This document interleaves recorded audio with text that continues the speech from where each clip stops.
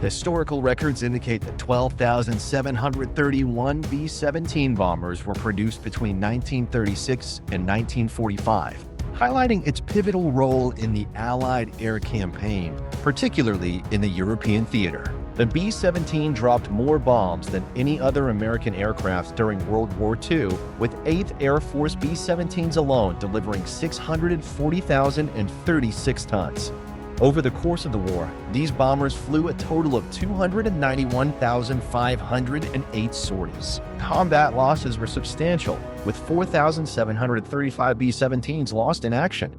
The aircraft's legacy is defined by its large-scale production amidst bombing impact and heavy combat losses, underscoring its extensive use during the war.